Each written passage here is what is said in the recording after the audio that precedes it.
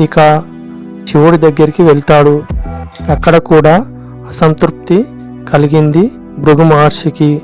దీనితో శివుడికి నువ్వు ఈ భూలోకాన లింగాకార పూజలు అందుకుంటావని శాపం ఇస్తాడు. అలాగే చివరికి వైకుంఠంలో విష్ణువుని చూశాడు. విష్ణువు లక్ష్మీదేవితో విశ్రాంతి తీసుకుంటున్నాడు. కోపంతో భృగు మహర్షి విష్ణువు ఛాతిపై కాలితో తన్నాడు. కానీ విష్ణువు కోప్పడలేదు. మహర్షి, మీ కాలు నొప్పట్టిందా అని అడిగాడు. అది చూసి భృగు ఆశ్చర్యపోయాడు.